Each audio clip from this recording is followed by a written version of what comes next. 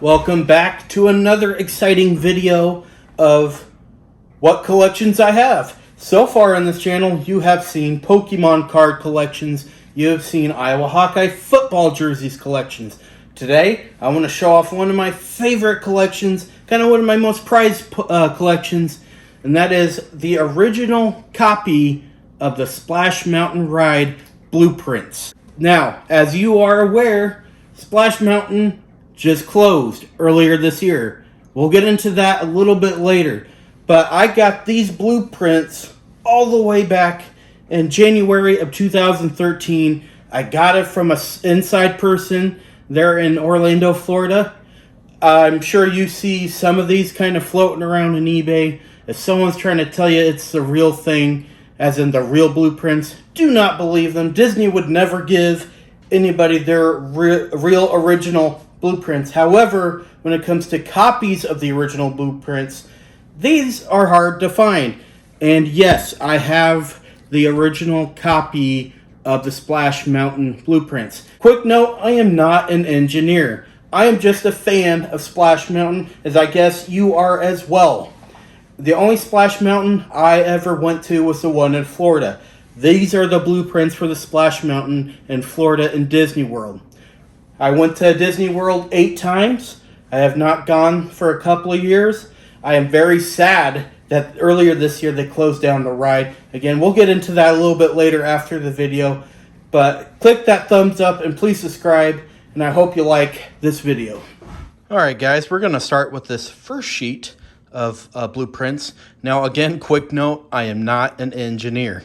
Alright, I do remember the ride very well, but a lot of these things don't make a whole lot of sense to me, so please forgive me if I'm not understanding what some of this means. If you're an engineer, hey, more power to you. Please leave in the comments, maybe if I missed something. But anyway, let's get started. This is the first page here, section title is called the Orientation Plan Level 1. Okay, so we start over here. On the far right part of the sheet, you see the Walt Disney Imagineering. You see the project area Frontierland.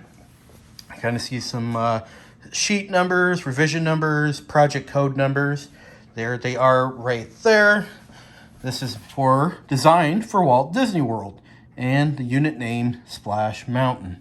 All right, some pretty cool stuff over here. This tells you who the Imagineer key persons were. For example, the project manager was Richard Rich, the show producer was Kathy Magnum, and the facility design manager was John. All right, so and here's some of the approvals. And over here we just kind of have some writings. This would fall in the category of I don't understand what these mean. A little cool thing over here is this tells you when this was printed. This sheet was printed March 20th. Of 1991 at 6:34 by user ARCAPPELLUTI. All right, so this says we are in level 1. So I'm going to assume the first thing that kind of for landmarks that I could quite understand is the exit queue. Because I do remember at the end of the ride where you're walking off, you do go past some restrooms. And that's where that is located, right there, and along with some stroller parking. All right, shows the exit queue. Another kind of thing that stood out is over here, it talks about the third drop and the second drop. Now, if you remember, those drops come pretty early on the ride. So that's where I'm going to assume this is where it's reflecting. No, we're not outside yet. Well, this is still the inside part, if I'm guessing correctly. Because you eventually go outside after that first drop, if I am correct. Could be wrong on that. Please leave a comment if you happen to know if I'm missing something here. Here they have both electrical rooms, the boat maintenance bay, transition corridor. They even have a place for the boat cleaning. Queue area, so this has to be the lines, correct? Or maybe the exit lines. Or the entry lines. I'm not 100% sure, guys. I am not an engineer. I was not there when they printed this. So here's the bypass. The unload area, okay. So where you get off. where you get off. Okay, then the boats would cycle through, correct? But at some point, you have to have a re-entry. A load area right here. Okay, here's your loading area. This is, okay, so this, I wonder if that is, again, the queue outside. Here's your loading area when you're getting on to the ride. All right, at least we found that. Here's the more electronical rooms. Reservoir. So pretty much that's it for this first sheet. All right, guys, that is the first sheet. Let's move on to the next.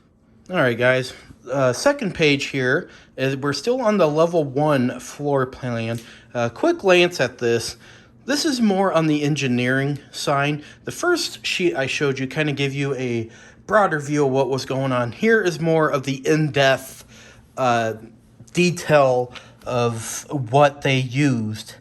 So you're gonna see a lot of like 34 by 14, 36 by 36, a lot of this on this page. Again, this is the level 1 floor plan. It kind of goes more in depth of what stuff they built, what dimensions they used. Again, I am not an engineer. You're gonna hear me say that a lot throughout this video because a lot of this, I don't know what I'm looking at. Okay, but we'll still go over here to verify. You know, this is part of the same copy of the blueprint, Splash Mountain, and the front building level 1 floor plan. Now, a little fun thing, as you can see when this was printed, this was printed at April 9th of 1991 at 9:15. All right.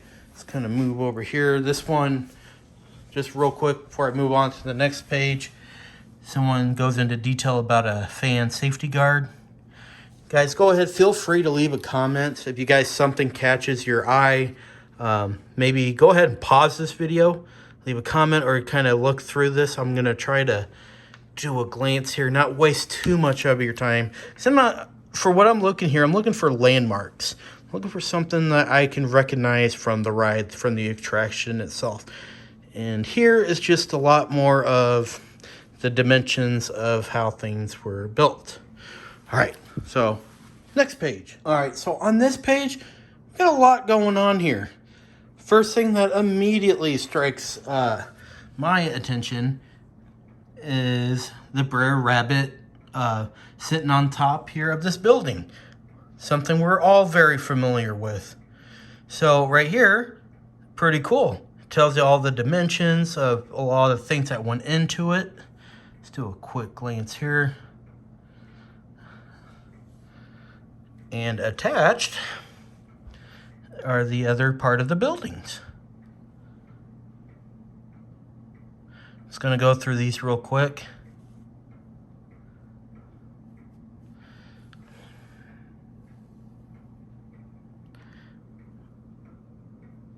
Veneered stonework as directed. Typical. See below note. Okay.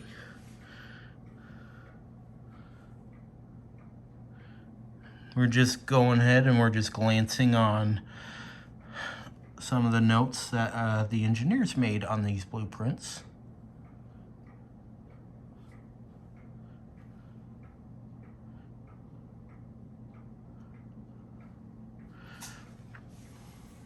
Here's some reference notes for windows, shutters, and that word again, louvers, dimensions, and details. See sheet A409. Okay, so a little bit of all lighting fixtures shown shall be located exactly in the field, but WDI showing lighting director. So some notes again. We're seeing, I think here's on the other side of this. Okay. It's a landmark we all are aware of. Let's do a quick glance here.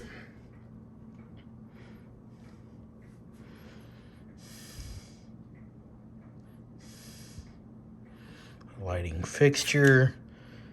Okay. Something graphic. What is this? Random aged by one random BDS. Okay. Wood covering stair under. Stonework. Here's a note that one of the engineers. Veneered stonework are mixtures of Apache something flagstone, Florida sunrise flagstone, autumn blend, sea flagstone, river rock, cultured stone.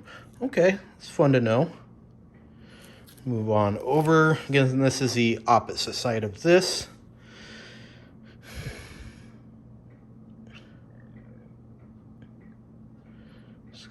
Rockwork. It's a chimney. Stonework.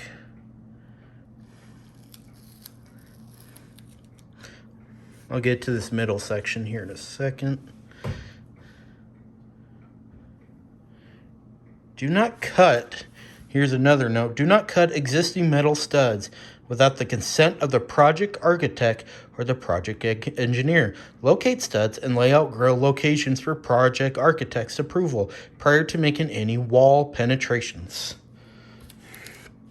Hey, them engineers, they took their stuff seriously. I don't blame them. Crossover bridge not shown. For clarity, see page A615 and A622.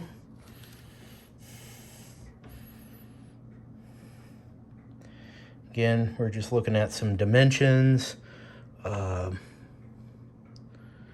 right, elevation. Again, a lot of references to other maps. So it's very cool to see the in-depth detail that these guys went into an attraction like Splash Mountain. All right, so overall, this is what this page has. Again, same thing for Splash Mountain and Disney World. This is the entry-exit barn exterior elevations. Again, same people. Now, this note does not have a timestamp. All right, so as for our next sheet of blueprints, we get more of the nitty-gritty details of what the engineers had planned. And this sheet is titled the Equipment Location Plan. And this was dated April 9th, 1991 at 12:13 in the morning. So these guys really stayed up late to do this. So again, this is your equipment location. So this is kind of where the electricity equipment room. It's going to show you all this. Sound boxes. Now we all know where those sound boxes were when they played the theme song. Okay, here you can see the track. And they're showing all the electrical boxes alongside. Again, it's just amazing how much technology went into this ride. All the nitty-gritty stuff. And we're not even talking about the animatronics yet. You know, that were installed later. But this, like, what does this say? Yeah, a lot of engineering lingo that goes on with these. We've seen this before. Okay, so this is the level 1 map. From this would be the second and third plunge. So this is just telling me and you where all the electrical equipment is. All right, now real quick, let's just look at some of the notes that our engineers wrote. In spare number 15, remove existing 3-pole 3A circuit breaker and provide 3-pole 15A circuit breaker. Okay. Move on down. So writing notes to the other engineers, I would assume here. General notes. Provide 1 carrier 8 output module. Install a module number 8 with UCP 33 millimeters. And whatever that means. I mean, I want to read these to you, but I have no idea what they're talking about. So here's a little legend.